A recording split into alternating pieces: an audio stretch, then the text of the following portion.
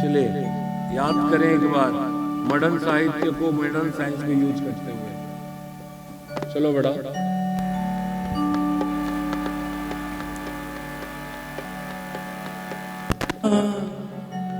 दुर्गा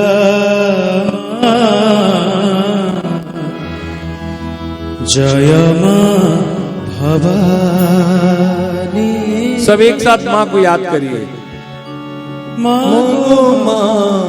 दुर्गा जय मां भवानी। मंगलमयी मागो, एक साथ खड़े हो जाओ। मंगलमयी देवी का अर्चन में आदमी को स्टैंड अप हो जाना चाहिए। स्नेहमयी अनिल कोई पंडित है? मागो मां दुर्गा जय मां भवानी। मागो मां दुर्गा जय मां भवानी। मंगलमयी मागो, मंगलमयी मागो, स्नेहमयी जननी। मागो मां दुर्गा जय मां भवानी। मागो मां दुर्गा आरती जय मां भवानी। शुरू चामर चामर डोलाओ माँ को, बाकी सब माँ को ध्यान करें।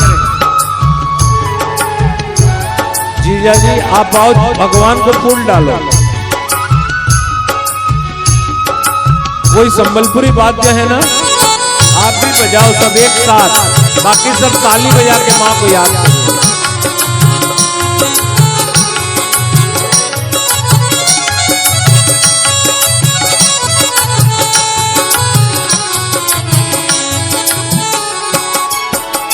आरती कर लीजिए। दुखे नो है विवश, सुखे नो है विभोर। अनहस्ते करी देवी ए जीवन मधुर।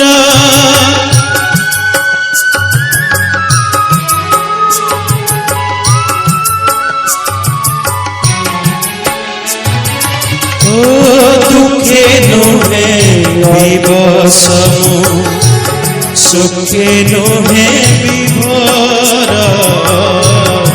अनहस्ते करी देवी ए जीवन मधुर। दुर्गति नाशिनी मागो बड़ा भयदायिनी। मागो मां दुर्गा जय मां भवानी। मागो मां दुर्गा जय मां भवानी। पारस तुम भी आओ, माँ की आरती कर लो। शुरू ऐसे करो, ऊपर लो।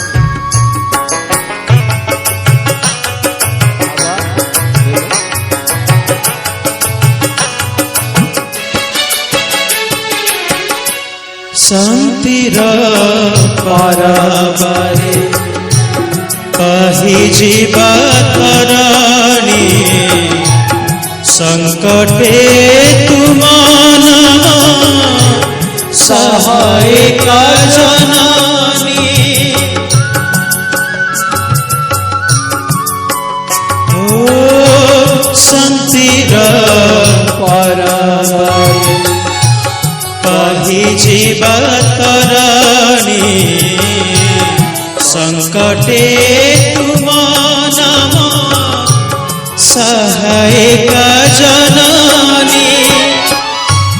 दुर्गति नाशिनी मागो दुर्गति नाशिनी मागो बरा भय दायिनी मागो माँ दुर्गा माँ जय माँ भवानी मागो माँ दुर्गा माँ जय माँ भवानी दुर्गति नाशिनी मागो दुर्गति नाशिनी मागो बरा भय दायिनी मागो माँ दुर्गा माँ जय माँ भवानी मागो माँ दुर्गा माँ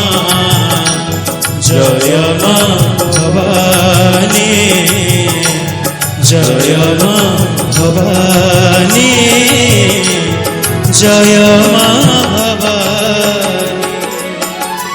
सर्वे सुखिन भवन्तु सर्वे सन्तु निरामया। और आगे सर्वे भद्राणि पश्यन्तु मां कश्चित् दुख भाग भवेत्। बोल सांचे दरबार की। भगवती कहते हैं जो आखंड भाव में मेरा उपासना करता है। देखो जगन्नाथपुरी में आरती होगा तो हम लोग सब खड़े होकर तो आरती नहीं कर पाएंगे, छूके कुछ विशिष्ट। अगर आपको कल मैं बैठाया यहाँ पूजन कर लो, ये मेरे ख्याल से 20 साल हो गया। यहाँ आप लोग दर्शक बन के आते हो ग्रुप वाले। कभी कोई बोलता नहीं कि नहीं दादा मैं पूजा में बैठूंगा, नहीं दादा हम हवन में बैठेंगे, नहीं दादा हम आपकी तिलक करेंगे। कोई नहीं बोलता कि वो उत्कंठा हम में नहीं है। तो भगवती का जो उपासना करता है वो निश्चित ही पाप रहित हो जाता है। ध्यान रखिए। इसलिए बार बार कहता हूं अन्य देवताओं का आश्रय को छोड़कर केवल भगवती पे अनन्य भाव से उनकी उपासना करते रहना चाहिए। भगवती का वह भी पाप रहित और भव बंधन से छूट जाता है। आप पराभक्ति से भगवती हिमालय को कहते हैं कि आप पराभक्ति से युक्त होकर मेरी आराधन करिए। ये जो देवी गीता सुने कौन? पहले बार कहने वाला देवी जगदम्बा और सुनने वाला कौन? हिमालय तुरंत ही जीवन मुक्त हो गया। इसलिए जब पार्वती की शादी हो रही थी, भगवान शंकर अद्भुत रूप में आए तो पार्वती की मां मैना जानती थी, तब भी थोड़ा हजम नहीं कर पाई। लेकिन जानते थे कि ये लड़की जो मेरे घर में पैदा हुई है, आदि शक्ति का 2 रूप गंगा और पार्वती जो मेरे घर में पैदा हुए हैं, ये लोग उन्हीं के लिए हैं। ये जीवन मुक्त हो चुके थे हिमालय, इसलिए उन्होंने कभी शिव और शक्ति यानी पार्वती और शिव का विवाह को मना नहीं किया, उसमें गलत भाव से नहीं देखे। चलिए अब थोड़ा कल का शक्तिपीठ के बारे में कहानी को हम लोग आगे अब बढ़ाते रहते हैं। शक्ति और शक्तिपीठ। सच्चिदानंद स्वरूप परम तत्व अपनी अचिंत लीला शक्ति रूपा योग माया के योग से पंचदेव के रूप में अभिव्यक्त होता है। साधारण से भाव से जो अचिंत भगवान है, सच्चिदानंद स्वरूप परम तत्व जो है, जिसकी अचिंत लीला है, वो अपनी योग माया के योग से 5 रूप में डिवाइड होता है। गणेश, रुद्रे, अंबिके, नारायण और भास्कर। इनको पंचदेव कहा जाता है सनातन धर्म में। यहां ब्रह्मा को सूर्य मान के चलें। श्री ब्रह्मा सूर्य उत्पत्ति नामक कृत्य को निवाहक है। उत्पत्ति, सूर्य से सृष्टि होती है सारी चीज। श्री विष्णु स्थिति नामक कृत्य का निर्वाहक है, स्थिति पालन। श्री शिव जो है वो संहार नामक कृत्य को निवाहक है। शक्ति स्वरूपा भगवती निग्रह नामक या तिरोधान रूप कृत्य का संपादन करती हैं, तिरोधान। और गणेश अनुग्रह नामक कृत्य को निर्वाहक हैं। सबके भक्त जो हैं, जितने भी गणेश का, सौर का, रुद्र का, जितने भी हैं, इस सारे सबका भक्त, कोई वैष्णव है, कोई शाक्त है, कोई शौर्य है, कोई गणपत्य है, इतना सब जितने भी हैं, ये सब जो जो मानता है, जिस जिसको भी जिसकी भक्ति, वास्तविक ये पंचदेव एक हैं। और पंचदेव सर्वथा एक ही हैं। केवल लीला करने के लिए उनका विग्रह, और विग्रह बदलता है तो उनके गुण, और गुण बदलता है तो उनकी लीला भी बदल जाती है। इसलिए केवल लीला निर्वाह विग्रह की दृष्टि से गणेश, रुद्र, अंबिके, नारायण, भास्कर का रूप और लीला और धाम का विभेद है, वरना वास्तविक कोई डिफरेंसेस नहीं है। ये जो पंचदेव हैं, ये वास्तव दो भेद है, दो भेद।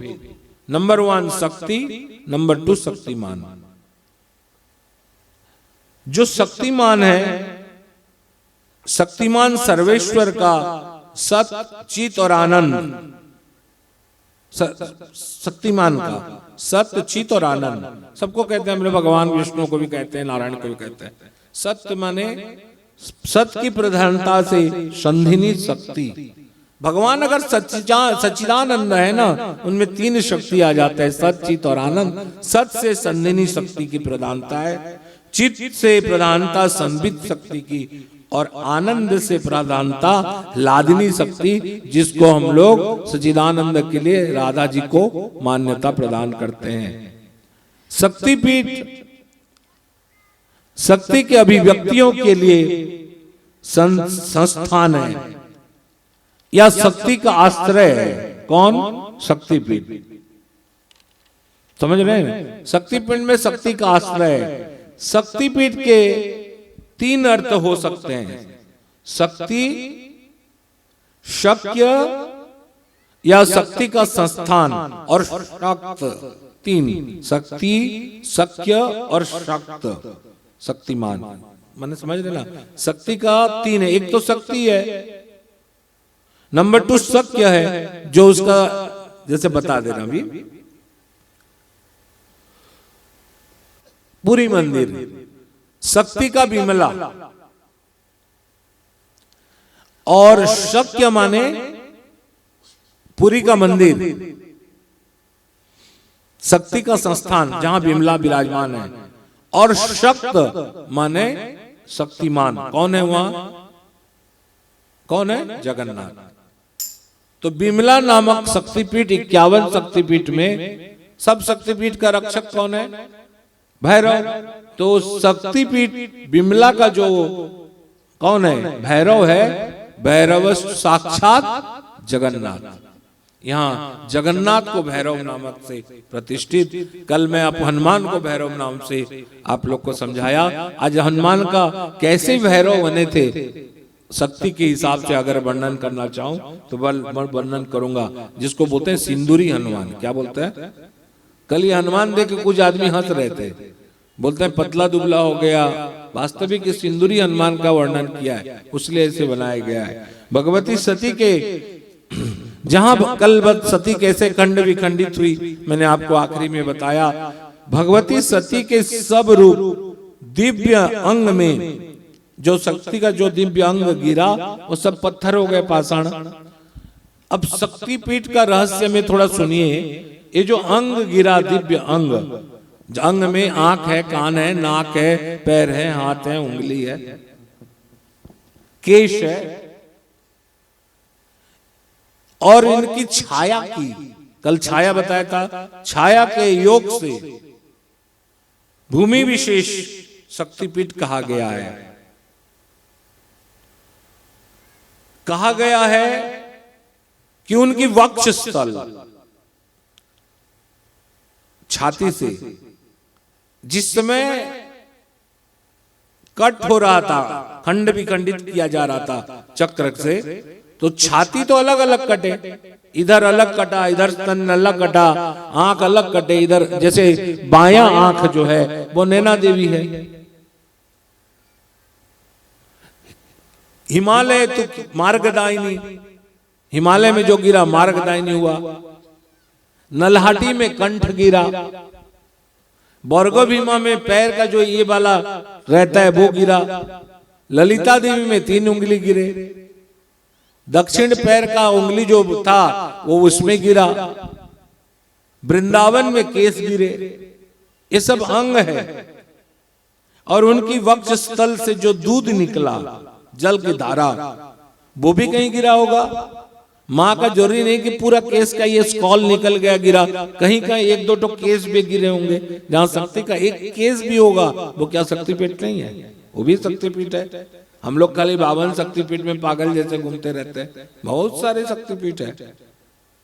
हमारा जो अंग गिरा है वो जरूरी है। उड़ीसा में एक भी गिरा है, विमला शक्तिपीठ, और कहीं शक्तिपीठ नहीं भैया, ध्यान रखें। 52 शक्तिपीठ में 51 शक्तिपीठ में विमला प्रत्यक्ष रूप में है। इधर उधर बता के आदमी को भटकना नहीं चाहिए। और उनकी वक्ष स्थल से निर्गत जल धारा, तो जब गिरा होगा शरीर तो उनके कपड़े भी गिरे होंगे। जब यहाँ काटा गया होगा तो एक कपड़ा इधर गिरा होगा, एक कपड़ा इधर गिरा होगा। क्या वो शक्ति का शक्तिपीठ नहीं है? जगन्नाथ का कपड़ा जगन्नाथ नहीं है? जगन्नाथ का वस्त्र जगन्नाथ का तुलसी जगन्नाथ नहीं है कि नहीं है? तो शक्ति का भी ऐसे ऐसे गिरे होंगे। आप लोग के दिमाग में भर दो पिक्चर की तरह, ताकि आप इसको अनुभव करें। वस्त्र और आभूषण, भगवती ने कंठहार पहनी है, छोटी मोटी तो नहीं है, वो भी गिरा है। तो ये सारे आभूषण हो, उनका अंग हो, सबका एक बड़ा बड़ा कहानी है, बहुत बड़ा बड़ा कहानी। कभी मौका मिलता, आज से मैं शपथ ले रहा हूं कि हर प्रोग्राम में, हर अनुष्ठान में सती का, चाहे वो राधाष्टमी हो, चाहे ऐसे ही प्रोग्राम हो, हर अनुष्ठान में सती का एक अंग कहाँ कहाँ गिरा है, या उपांग कहाँ कहाँ गिरे हैं, केश कहाँ गिरा है, कहाँ कपड़ा गिरा है, कहाँ क्या क्या गिरा है, एक कहानी जरूर मैं अपने प्रवचन में शामिल करूंगा। बोल साचे दरबार। जब तक भगवती साथ दे। लोम भी गिरे होंगे, लोम माने जो हाथ पैर का रहता है वो भी कहीं गिरे होंगे। तो ये लोम गिरने का निपात स्थल, इस सारे को उपपीठ कहा गया है। क्या कहा गया? जो 51 मुख्य गिरा है अंग, वो 51 शक्तिपीठ है। और ये जो केस है, उनका जल धारा है, कपड़ा है, वो छोटा लोम धारा, लोमकूप है, वो सारा उपपीठ में आते हैं। ये जो दक्षसुता शिव पत्नी सती को योग निद्रा जो ब्रह्मा ने स्मरण किया था मधु कैटभ के नाश के समय, विश्वेश्वरी जगद्धात्री स्थिति संहार कारिणी बोल के हम लोग जो प्रार्थना करते हैं, योग निद्रा माना गया है। यानी चंडी पाठ का पहले जो अध्याय का देवता है उसको शिव पत्नी या दक्ष की सुता मानी गई है। भगवती पार्वती को योग माया स्वरूपा माना गया है, भगवती पार्वती। इसलिए भगवान गीता में कहे हैं कि मैं अपनी योग माया की सहायता से सब काम कर लेता हूँ। बिना योग माया कृष्ण भी कुछ नहीं, वो देवता है ही नहीं सकते। योग माया की ज्वाइंट होगा तभी उनकी कर्म कुछ होगा। तमोयुक्त सत्य प्रधान प्रकृति योग माया निद्रा है। पहला बात, या देवी सर्वभूतेषु निद्रारूपेण संस्थिता नमस्तस्यै नमस्तस्यै नमस्तस्यै नमो नमः। ये तमोयुक्त और सत्व प्रधान प्रकृति योग माया निद्रा है। वैसे है तो तमोगुण, लेकिन निद्रा नहीं होगा तो भी नहीं चलेगा। आज बोल दे कि आज दिन भर बैठो, कल दिन भर बैठो, तो नहीं होगा। बोले 2 घंटा सो लेते हैं दादा, और कुछ आदमी मेरे को बेवकूफ बनाने जाते हैं, चलो 2 घंटा सो लीजिए बोल के, क्योंकि उनको होना रहता है ना। अच्छा बात है, उतनी लगाव रखना चाहिए, लेकिन लगाव में स्वार्थ नहीं होना चाहिए। सुख उनको होना मिले, इसलिए हमें उनके बारे में सोचना चाहिए। इसी को गोपी प्रेम में कहा जाता है तत्सुखे सुखित्वम। उसकी सुख में हमें सुख की प्राप्ति करना है, सुख को महसूस करना है, ना कि अपने सुख के लिए हमें अपने इष्ट को सुखी मानना है, उष्ट से सुखी मानना है। तो विशुद्ध सत्वात्मिक प्रकृति योग माया ही है। ये विशुद्ध सात्विक योग माया जो बैठे हैं, ये देखो, इस सात्विक प्रकृति जगदम्बा है। सब कहता है कि जीभ लपलपाई करी बाहर कर दे चंबुआ, काली माँ है गो गिल दबा के करी। रुको, आखिर क्यों ये इनका जीभ लगा है? आप लोग सब जीभ निकालने का कारण अलग अलग समझ जाते हो। कभी तो रक्त निकाल दिया गया इधर से, दिन भर रकत लगा के बैठी रहेगी। हम लोग तो गन्ना का रस पीते हैं तो ऐसे पोंछ देते हैं, और वो यहाँ एक तो रक्त लग गया तो उसको ऐसे लेके बैठी रहेगी। चले उस शक्ति योग माया को, मैं सात्विक प्रवृत्ति का आदमी यहाँ माँ का अर्चन आरंभ करता हूं। देखिए, अब कल से शुरू करता हूं, कल से जहां रखा था। शिव कहते हैं, जिस समय सारे देवताओं ब्रह्मा विष्णु इत्यादि ने शंकर को कहा कि हे शंकर, हे शिव, आप ये नहीं समझते हैं कि वो अंतरिक्ष में चली गई, आपने जाते हुए देखा और आप ये प्राकृत मनुष्य जैसे व्यवहार ना करें। तब शिव ने कहा, मैं पार्वती का पहले परीक्षा लूंगा, और पार्वती परीक्षा में पास हो जाएंगी तो मैं उनका क्या करूंगा? हस्त ग्रहण, पाणी ग्रहण करूंगा। आखिर शिव का परीक्षा लेने से तो पार्वती के ऊपर समझ नहीं आ रहा है, समझाते हैं। तो उन्होंने परीक्षा लेने की कोशिश नहीं किया। परीक्षा में हम लोग जो लड़की देखते हैं वो ऐसा नहीं था। वो परीक्षा ये लेना था कि मेरे मन के मंदिर में जो बैठा है, जो सती है, क्या वास्तविक वो ये है? इसलिए प्राण प्रिया भार, उन्होंने कहा कि पार्वती, अगर आप मेरी प्राण प्रिया भार्या हो, यानी सती हो, तो दक्ष यज्ञ में जैसे आपने कालीमती भयंकर रूपणी दिगंबरा काली के रूप में प्रकट हुई थी, आप उसी स्वरूप का दर्शन करवाइए। शास्त्र कहता है आप अपने उसी स्वरूप को दर्शन कराइए। मेरे को काली रूप, काली काली के बारे में बता रहा हूं, कहां कहां इनका शब्द आया है। तो शिव कहते हैं, अगर आप मेरी पत्नी हो पार्वती, और आप मेरी पत्नी हो पार्वती, तुम अगर मेरी पत्नी सती हो, तो दक्ष यज्ञ के समय जो छाया शरीर में जो काली शरीर प्रवेश किया था, उसका जो दिगंबरा थी, जो घुसी हुई थी कहां? हवन कुंड में, उसका रूप में मुझे दर्शन दो।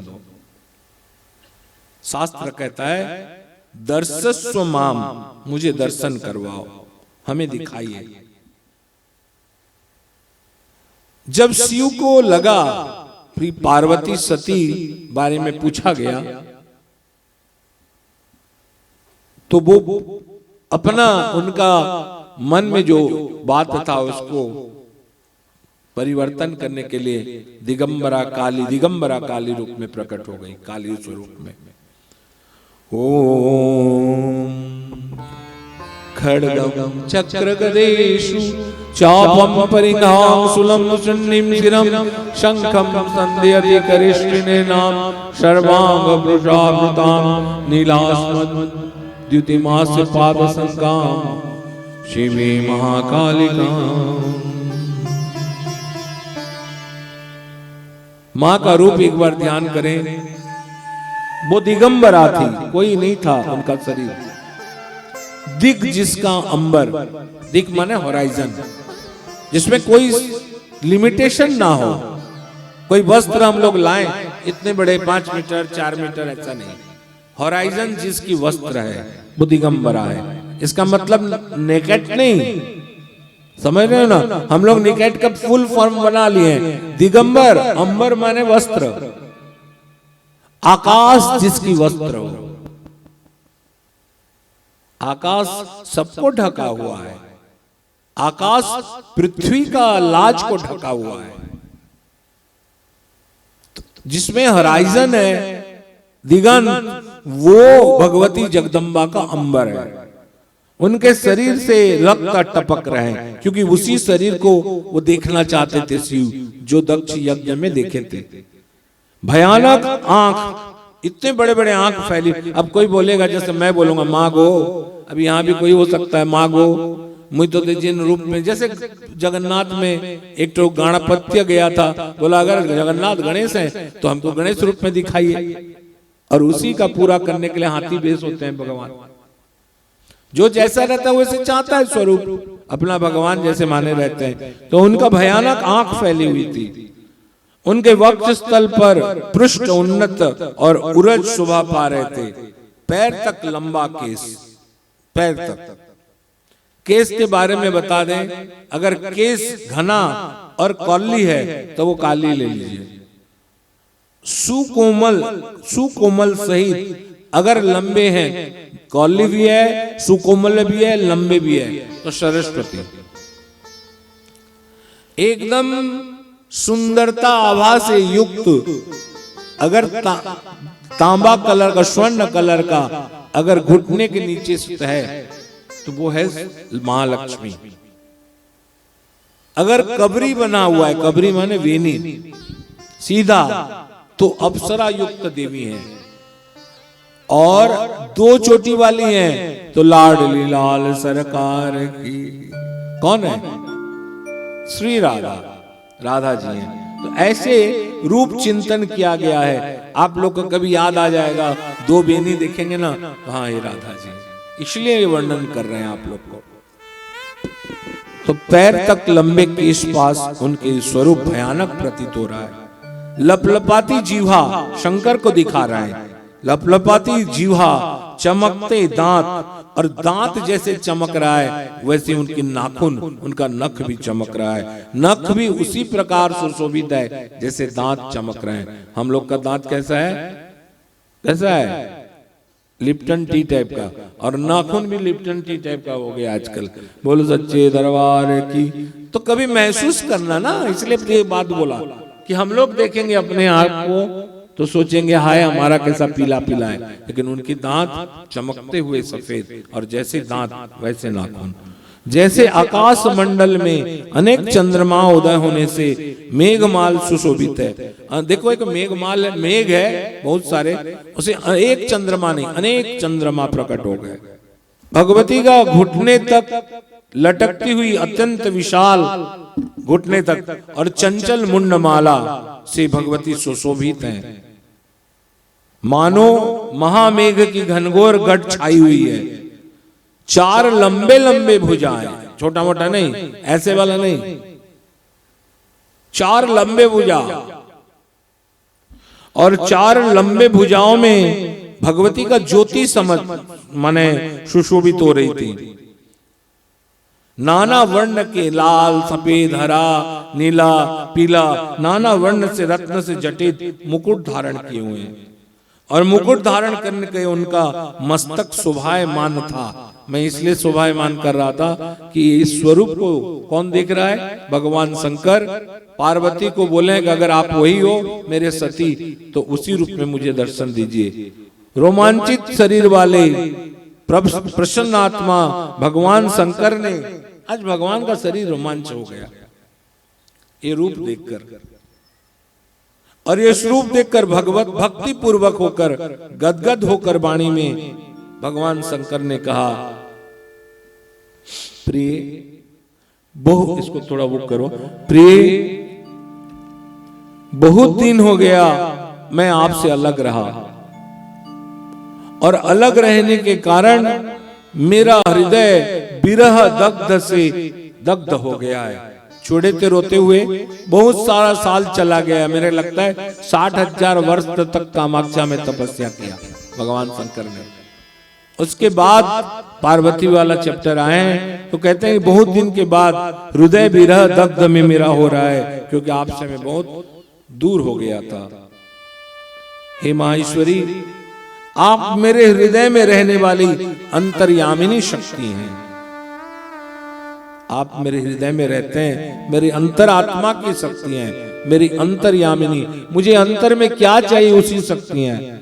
आपके चरण कमलों में मैं अपने हृदय कमल पर धारण करता हूं। देखो कब कह रहे हैं, जब पार्वती को शादी करने के लिए जा रहे हैं, कहते हैं हे देवी आपके मेरे अंतःकरण में, आप मेरे अंतःकरण के स्वामिनी हो आप। और आपका जो चरण कमल है, कल सर पर उठाए थे, जो चरण कमल है मैं अपने हृदय कमल पे स्थापित करके रखा हूं। वही फोटो को सब कोई क्या किया, शिव सोए हुए हैं और शिव के ऊपर काली चरण देके बैठे हुए हैं, बस फोटो छाप दिए, तड़ातड़ तड़ातड़ तड़ातड़। और सब बोलने लगे शक्ति बड़ा है, देखो उसके पैर के नीचे शिव सोए रहता है। शिव कहते हैं अंतर्यामी शक्ति, मैं आपके चरण कमल को अपने हृदय कमल पे धारण करता हूं। इस शब्द कितनी बड़ी डिफरेंसेस पैदा कर देते हैं। आप जानते हैं अंग्रेज लोग आने से पहले हमारे यहाँ प्रिंटिंग प्रेस नहीं रहता था, तो ये फोटो सब प्रिंटिंग नहीं होते थे। अब प्रिंटिंग नहीं होने से हमारे मन में ये स्वरूप नहीं आते थे। ये स्वरूप सब किताबों से लेके बनाया गया है, ठीक है। तो उस समय बस काल्पनिक पेंटिंग होते थे, और पेंटर जैसे चित्र बनाएगा विष्णु का, राधा का, कृष्ण का, दुर्गा का, वैसे समाज में जाता था, और वैसे समाज में जाता था, सबके मन में वही बैठ गया। और उसको लिखने वाले कुछ किताब वाले, कुछ महापुरुष मनीषी हो गए, जो दिमाग में आया वो लिख दिए। लेकिन शास्त्र कहता है कि हे देवी आप, मैं अपने हृदय कमल पे आपका चरण कमल को धारण करता हूं, और मैं उस चरण कमल का आराधन करके, उस चरण कमल का ध्यान करते, मेरे और आप में जो विच्छेद का विरह है, उस संतप्त विरह हृदय को मैं शांत करता हूं। मैं आपका चरण कमल को अपने शरीर हृदय कमल पे धारण करके अपनी विरह दग्ध को शांत करता हूं और शीतल करता हूं। बोल साचे दरबार की। भगवान शंकर परम योग पर स्थित हुए। भगवान शिव ऐसा कहकर भूमि पर लौट गए। अब देखिए यहां बता रहे हैं भूमि पर लेट गए भगवान शंकर, और भगवती का चरण कमल को, शादी नहीं हुआ है, भगवती का चरण कमल को अपने हृदय पे धारण किया। कोई बोलेगा आप शाक्त हो, आप देवी को मानने वाले हो, इसलिए आप देवी का ऐसे ही वर्णन कर रहे हो, हमारे शंकर ऐसा नहीं है। अरे राधा जी का चरण को क्या भगवान कृष्ण ने नहीं धारण किया? अब शीश कमल पग धरो स्वामिनी श्री राधे। अब शीश कमल पग धरो स्वामिनी श्री राधे।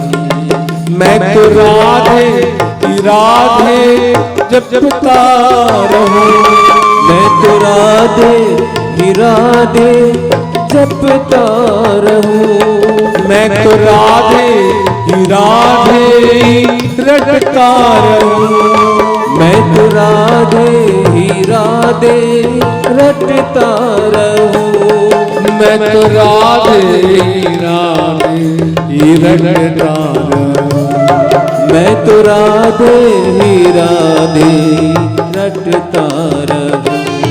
अब शीश कमल पग धरो स्वामिनी श्री राधे।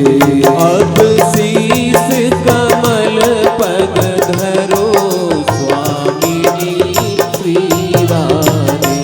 अब शीश कमल पग धरो स्वामिनी श्री राधे। अब शीश कमल पग धरो स्वामिनी श्री राधे। बोलो लाडली लाल सरकार की, बोलो अलवेली सरकार की। अब शिव नीचे लेट गए और भगवती का चरण कमल को अपने हृदय पर धारण कर लिया, और ध्यान के आनंद में मग्न होकर शिव चेष्टा से शून्य हो गए। कोई अगर यहाँ खड़ा हो जाए तो आदमी तिलमिलाएगा। कहा जाता है भगवान शंकर जब ये खड़ी हो गई अपने यहाँ वक्षस्थल पर तो वो चेष्टा शून्य हो गए ना, मुझे हिलना भी नहीं है। तब उसी को सब कहा गया है। चेष्टा शून्य होकर शक्ति स्वरूप में स्थित हो गए और परम आनंद पूर्वक अब शंकर के आंख घूमने लगा, जैसे जगन्नाथ का आंख है, गोल गोलों के घूमने लगा। शंकर अपने गोल गोल आंख से, अपने घूर्णित नेत्र से उन्हें भगवती को देखने लगे। और इधर देखो सोए हुए हैं और सर्व सर्व कत्रुम अकत्रुम अन्यथा कत्रुम। ये भगवान जो है कर सकता है, नहीं कर सकता है, करके भी नहीं करता है, नहीं करके भी करता है, इसलिए अन्यथा कत्रुम कहा गया। यहाँ सोए हुए हैं, ऊपर में काली बैठी हुई है, खड़ी हुई है और अपने ही एक अंश से पंच वक्र 5 मुंडी वाले शंकर पे खड़े हो गए साइड में। और उन्होंने हाथ जोड़कर ये देवी को, एक में शंकर सोए हुए हैं, ऊपर काली हैं, लेकिन उसी का अंश में एक पंचवक्र भगवान शंकर खड़े हुए, हाथ जोड़कर प्रणाम किए। और यही काली सहस्त्र नाम का आरंभ हुआ। क्या हुआ?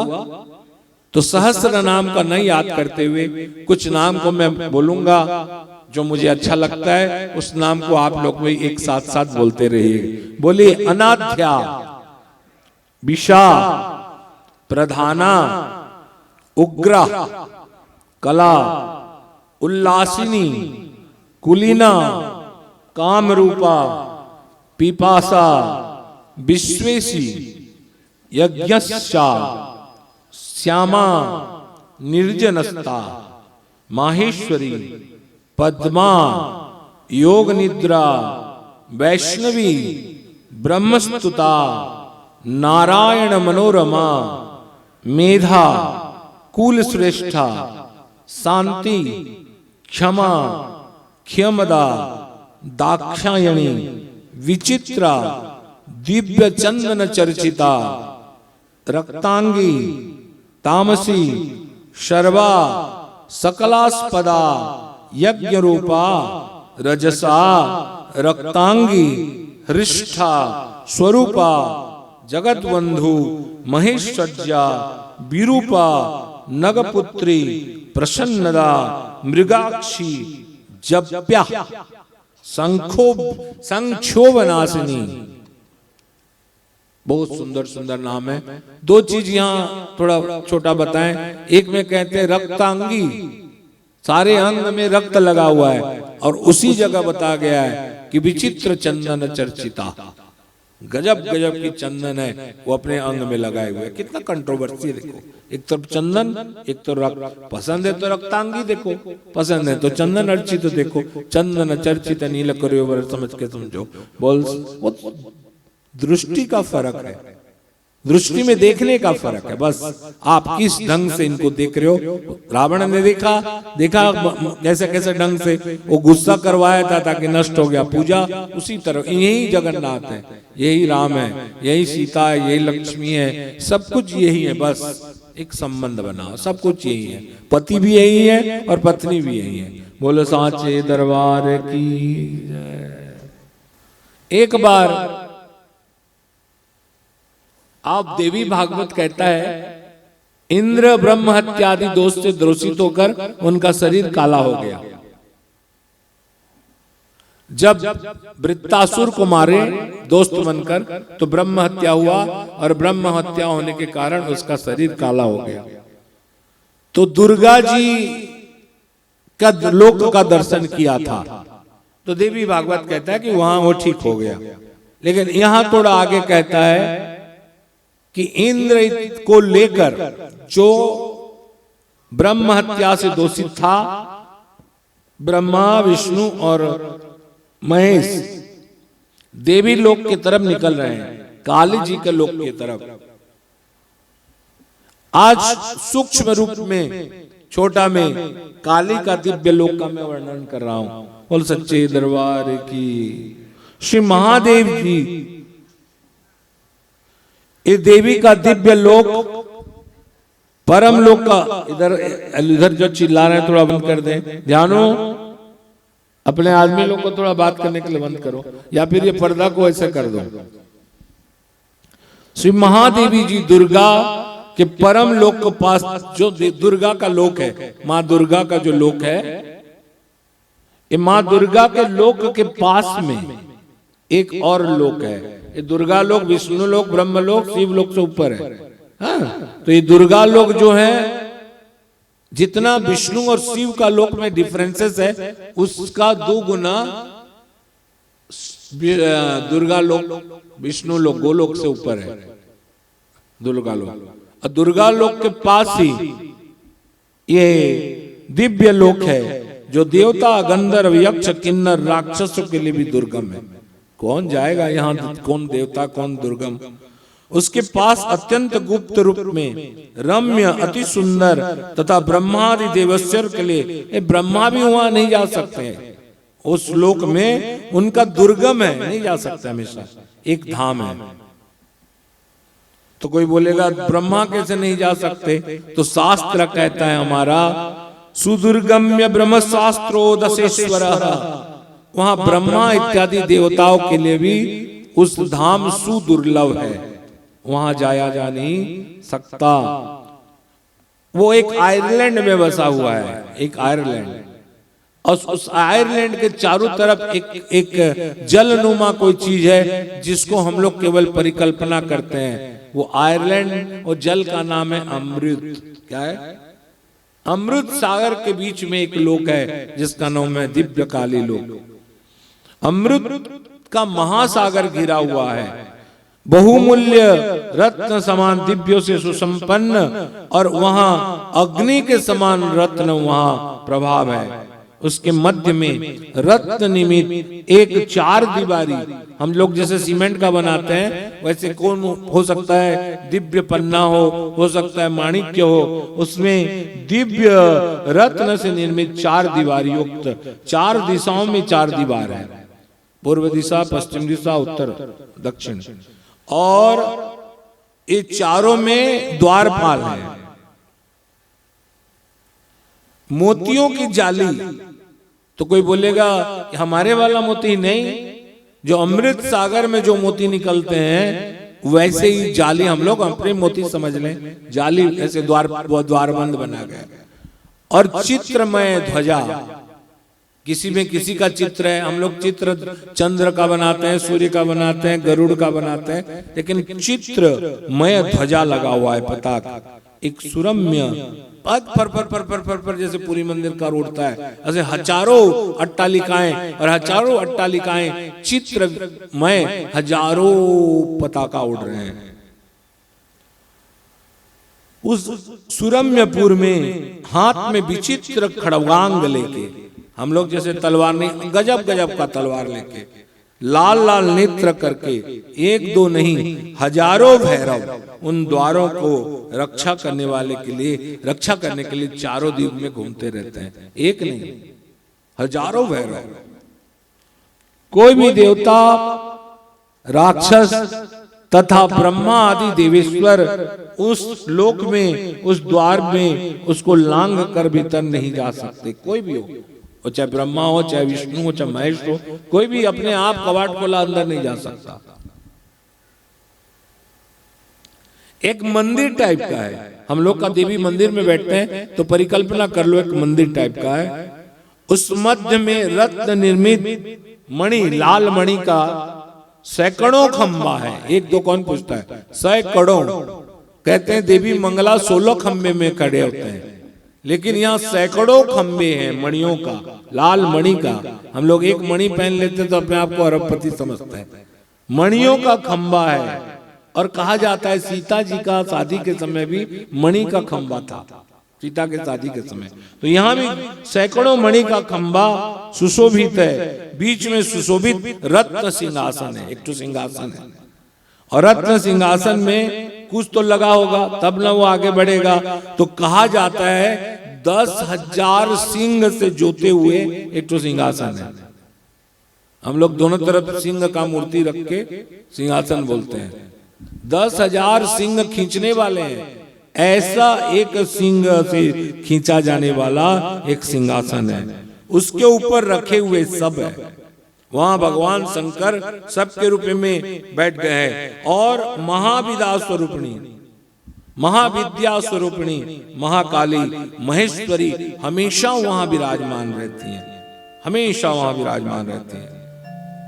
आप लोग को एक परिकल्पना लगता होगा, लेकिन शास्त्र कहता है महाविद्या महाकाली सदा तिष्ठन्ति नारद। हे नारद, उस लोक में महाकाली हमेशा विराजमान कहती हैं। कौन कहता है? महेश्वर। नारद को ये उपाख्यान सुना रहे हैं। सभी प्राणियों के हृदय कमल में विराजमान रहने वाली कल्याणकारिणी माया स्वरूपिणी तथा ब्रह्म रूपा एकमात्र महादेवी अपने इच्छा से करोड़ों करोड़ों ब्रह्मांड के उत्पन्न, पालन और संहार करने वाली है। एक बार ऐसे प्रसंग आता है कि नैना देवी जो है ना, हिमाचल वाले, उनका एक बायां आंख गिरा है। छोटा सा एकदम क्लिप बता रहा हूं, ये आंख गिरा है। और इस आंख को अंधक नामक दैत्य जब लड़ाई करने आया, देखो अब एक तो बात बता दूं, जिस जिस जगह में जैसा जैसा पिंड गिरा है, हर पिंड में एक देवी है अलग अलग। कल वरदायनी का बताया, नैना देवी अलग देवी है, रूप स्वरूप अलग अलग है। तो ये जो अलग अलग है, तो अलग अलग भैरव भी हैं उनके, शेप साइज नाम भी अलग है। तो नैना देवी का जो भैरव है रक्षा करने वाले, उनका नाम है कोलाबाला। क्या भैरव? कोलाबाला भैरव। तो ये कोलाबाला जो नाना विचित्र विचित्र लीला भैया कहाँ कहाँ कहे। कोलाबाला जो भैरव है, ये आंख, दाया आंख को अंधकासुर वो है। कल नृसिंह का बेटा का बताया था मैंने, पुत्र को, जो आंख से आंसू से निकला था। क्या नाम था? क्या नाम था? दुर्मुड़। मुड़मुड़ नहीं, दुर्मुड़। दुर्मुड़ विष्णु के रूप में था।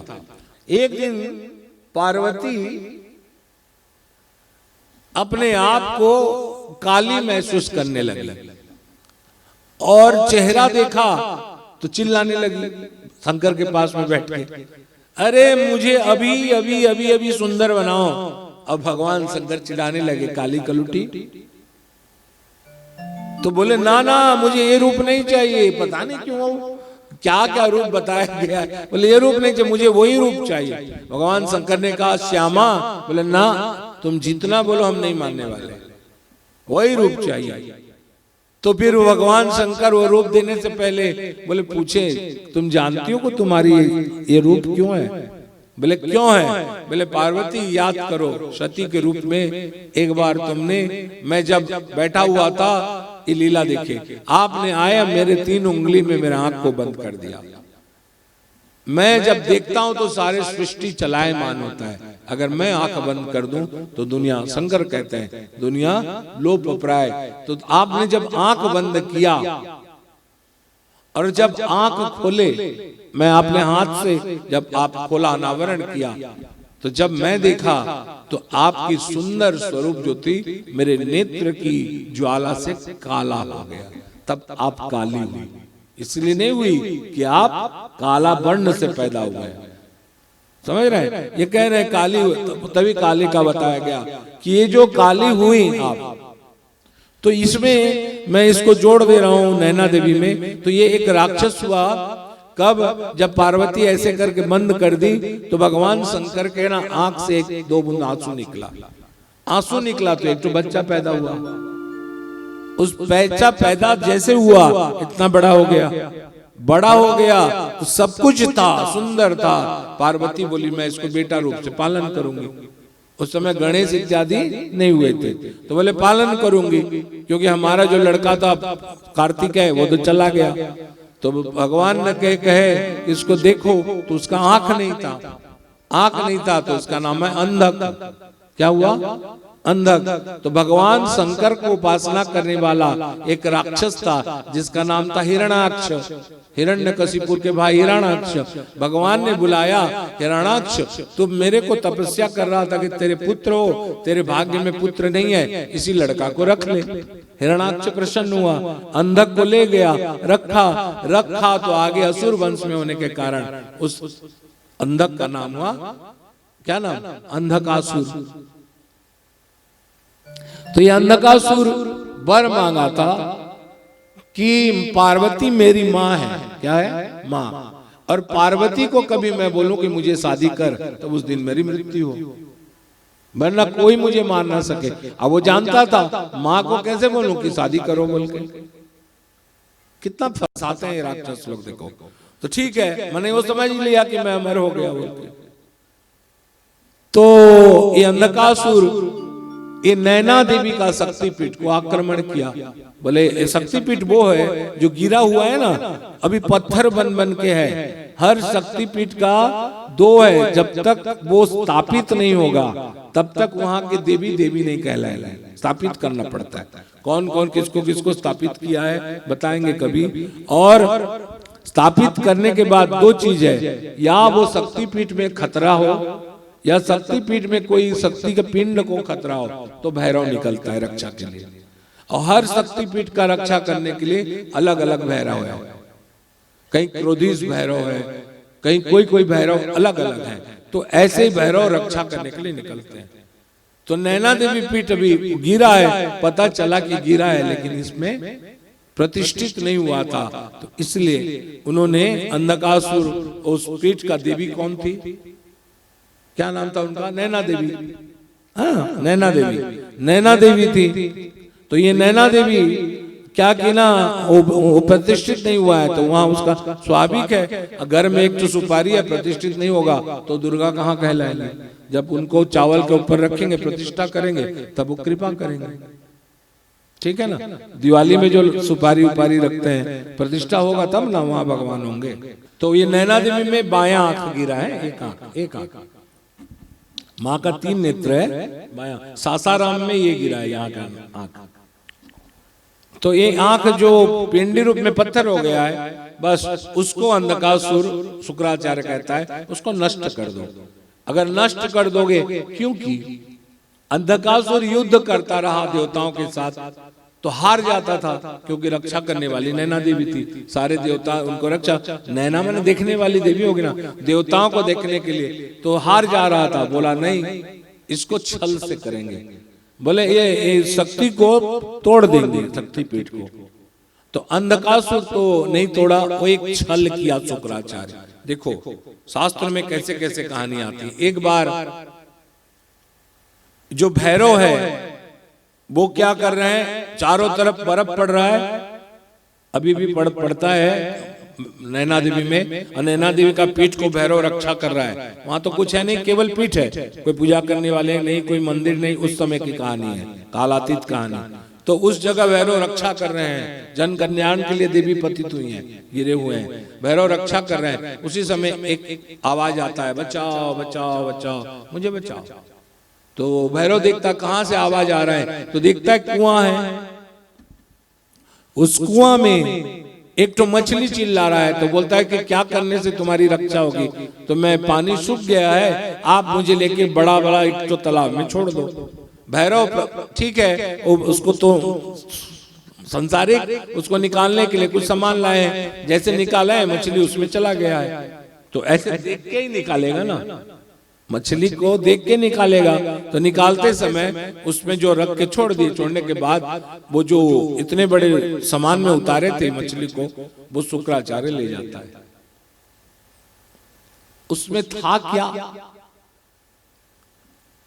जो जल में छाया देखा था, कौन? भैरव। उस छाया को शुक्राचार्य कैप्ट कर दिया। इसलिए जन्मदिन में छाया पात्र के दान करते हैं। तेल का अपना चेहरा देखते हैं, दान करते हैं। अपने को दान करने जैसे फल मिलता है। तो ये जल में जो छाया था उसको रख लिया, और रख के उसमें किसका छाया है? भैरव का। इसलिए कभी भी पानी देखो, कुछ देखो ना, उसको हिला दो ऐसे करके, बिगाड़ने वाले कुछ भी किसी में भी बिगाड़ देंगे, ऐसे करके थोड़ा चेक कर देना चाहिए। मैं अंधविश्वास को नहीं फैलाने वाला हूं, लेकिन होता कुछ है, कभी ना कुछ बात हो रहा है, तो ऐसे ही उसको ले लिया। अब शुक्राचार्य वहां बैठा है अंधकासुर, शुक्राचार्य कहते हैं राहु प्रकट हो। राहु आए, राहु प्रकट हुए तो उन्होंने कहा राहु तुम विध्वंस का देवता हो, विध्वंस कर दे तो जहां, तो आप क्या करो अपने सारे शक्तियों को जल में प्रवाहित, इसमें जल में दो। तो उन्होंने जल में राहु जो आज्ञा गुरुदेव बोल के अपना ताकत शक्ति को, विध्वंसक शक्ति को जल में दिया। तो दो चीज हो गया है, एक देवताओं का छवि और विध्वंसक शक्ति का पावर। तो एक राक्षस पैदा हुआ, जैसे भैरव का चेहरा कोला वाला भैरव, भैरव का नाम कोला वाला, कोला वाला भैरव का जैसा रूप है वैसे ही एक असुर को शुक्राचार्य पैदा किया, वैसे ही कोला वाला जैसे स्वरूप, लेकिन गुण अलग है। कोला वाला में एक तत्व है केवल देवताओं का, लेकिन इसमें दो तत्व आ गए, देवता भी और राक्षस भी। माने राहु वाला ताकत विध्वंसक, तो ये भयानक हो गया। तो इसका नाम हुआ क्या, क्या नाम हुआ? छायासुर। क्या नाम? तो छाया से प्रकट हुआ था तो छायासुर नाम हुआ। तो ये जो छायासुर था ये जाके सीधा शक्तिपीठ में प्रकट खड़ा हुआ, संक्षेप में कहता हूं, और वो नैना देवी का जो पिंड है उसको ले जाके ज्वालामुखी में डाल देने के लिए कोशिश किया ताकि वो न खंडित हो जाए। तो भैरव वहां रोकते हैं और भैरव बार बार चेष्टा करने के बावजूद भी भैरव नहीं रोक पाते हैं। तो वहां भैरव मूर्छित हो रहे हैं, कोला वाला भैरव, क्योंकि भैरव वाला ताकत तो समान समान हो जाएगा, लेकिन इसमें विध्वंसक ताकत और था, तो इसलिए वो नहीं कर पाए, लड़ नहीं पाए। तो ये नैना देवी का पिंडी को उठा के ले गए। और यहां एक बात आ रहा है कि जब ये पिंडी लेके चले गए तो देवता लोग संकट में आ गए, और आज शाम तक एक दिन में उस मिट्टी के माने पिंडी का प्रतिष्ठा होना चाहिए। अगर नहीं हुआ तो देवी नष्ट हो जाएगी, यानी नैना देवी का जो ताकत है वो नष्ट हो जाएगा, ऐसा नियम है। पिंडी प्रतिष्ठा होने इतना दिन में इतना प्रतिष्ठा होना चाहिए, तो वो नष्ट हो जाएगा। नष्ट हो जाएगा तो सारे देवता कहते हैं फिर नष्ट अगर हो गया तो नैना देवी को अंधकासुर मारने के लिए दौड़ाएगा। शक्ति नष्ट हो गए देवी का तो दौड़ाएंगे, जब दौड़ाएगा तो वो जीत लेगा अंधकासुर, और जीत लेगा तो हम लोग खत्म हो जाएंगे। तो ये भैरव कहता है कि मैं वो आंख को लेके आऊंगा पिंडी को। तो वो देवी कहती है देखो भैरव शाम तक समय है। अब भैरव लेने जा रहे हैं तो ब्रह्मदेव को कहते हैं हे ब्रह्मदेव आप सृष्टि किए हैं, बताइए शक्ति पिंड कहाँ है। तो उन्होंने कहते हैं कि ये जो राक्षस छायासुर था ये अंतरिक्ष में इसको लेके गया है, और एक तो काला चक्र है, वो शब्द आया है देखो, एक काला चक्र है, उस चक्र में इसको डाल के आ गया है। अब देखो ये काला चक्र कौन है? हमारा शास्त्र काला चक्र कहता है, और उसको आज के साइंस जो वो किया है उसको बोलता है ब्लैक होल। क्या बोलते हैं? बड़ा सा ब्लैक होल। ब्लैक होल में डाल के आ गया दुष्ट कहीं के। तो कहते हैं जो ब्लैक होल में जाता है और वापिस कभी नहीं आता है। तो यहाँ भैरव गए हुए हैं उस ब्लैक होल में। कहा जाता है भैरव जाने के समय ब्रह्मा देवता विदु, समझ रहे ना ब्लैक होल का महत्व फिजिक्स में, सारे ग्रह नक्षत्र उसमें घुसते हैं और खत्म हो जाते हैं, डिस्पैच हो जाते हैं, खत्म। और उसका जो ताकत रहता है घर्षण शक्ति इत्यादि तुम्हारे फिजिक्स में, वो ब्लैक होल का ताकत बनता है। और उस ब्लैक होल को काली तत्व कहते हैं हमारे शास्त्र। कितना आगे पहुंचा हुआ है देखो। इसीलिए इस प्रोग्राम का अनुष्ठान का नाम है कालातीताय नमः, जो काल से भी ऊपर के समय, टाइम से भी ऊपर के काल है। तो ये ब्लैक होल में वो नैना देवी का आंख को डाल दिया, छोड़ के आ गया। कौन था उसका नाम? छायासुर, जो भैरव और राहु के मिश्रण पावर से पैदा हुआ था।